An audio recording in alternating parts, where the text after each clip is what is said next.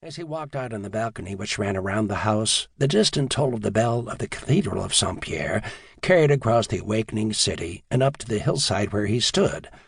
A remarkable sight greeted him. The entire town, the sea beyond, and the thick hinterland appeared to be coated with a heavy fall of hoarfrost, yet the sun was hot on his skin. Nearer at hand, inside the estate wall and the branches of the lime trees, Claire noticed that the frost appeared to be like crude cement powder. Below him in the paved courtyard it lay thick and even. The powder completely hid the waxed floorboards of the balcony. Where it had been caught by the wind that blew all year over and around the island, the powder had drifted to form conical shapes that were not unlike volcanoes. Claire stooped down and pinched the tip of one of the mounds between finger and thumb, rose to his feet and carefully sniffed the powder. It had a bitter aroma about it that he instantly recognized. He had last sniffed it a month before. Then he had gone with his family to the L'étang des Palmistes, a lake in the crater basin of Mont Pelée, the island's largest volcano. They had gone together on a Sunday afternoon for a picnic by the lake. As they had sat there inside the rim basin of the volcano, watching the clear light casting giant shadows on the pumice rocks, Claire had noticed a wisp of smoke rising from a corner of the lake. With his two children, he had walked across the gritty pumice soil to investigate. As they approached, a breeze sent the wisp curling toward them. The smoke had made their eyes smart and stung the backs of their throats. Then, as they stood there, coughing and spitting, the water had bubbled, and a black jet had fountained into the air. It fell in a lazy arc across the branches of a tree overhanging the lake. They looked, smarting and rasping temporarily forgotten, at the now seared and withered branches. Without waiting to investigate further, Claire had hurried his family away from the crater. 3 weeks ago, alone this time, he had returned to the volcano. From a distance, Mont Pelée, the bald mountain, was the classical volcanic shape, a circular cone culminating in a single summit peak that sloped on 3 sides down to the sea. Closer, the bold strokes of nature's erosive carving were revealed in numerous canyons and gorges. To reach the crest, Claire had to pick his way over piles of pumice. The top resembled a truncated loaf surrounded by a circle of pointed hills. The highest, Mont de la Croix, stood about 200 feet above the lake.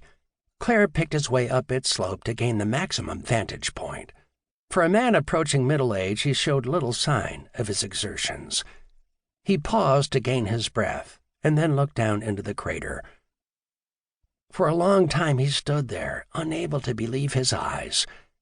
The placid surface of the lake was now a black mixture of bituminous appearance, bubbling and boiling, rising and puffing. From time to time, jets of white vapor and scalding water escaped, and then fell back brusquely into the cauldron. Mont Pelée, asleep for 51 years, was almost fully awake. He had hurried back to the estate, bathed to remove the smell of sulfur from his body, and then sat down in his study to write a report on what he had seen. He had sealed the report in an envelope and addressed it to the island's governor, Louis-Marius Moutet.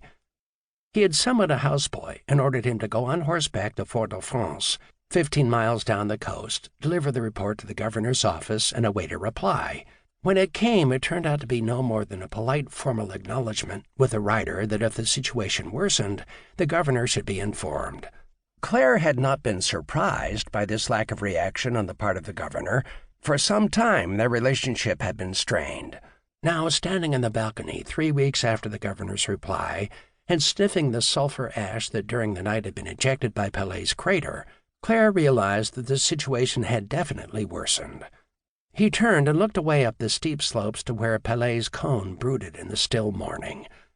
Nothing disturbed the air around the crater, but the slopes were shrouded in ash that at a distance of 2 miles looked like icing on some giant Christmas tree decoration. Claire shook his head. Then he continued with the ritual he had followed every morning since he had moved his family from the town to this hillside home a mile outside of Saint-Pierre.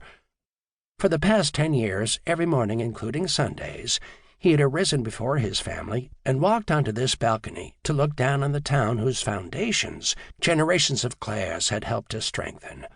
Claire had been among the first shipload of French who had settled the island of Martinique in 1635. The island is part of a group. To keep listening to this audiobook, I've left you a link in the description so you can do it at no cost thanks to Audible's 30-day free trial.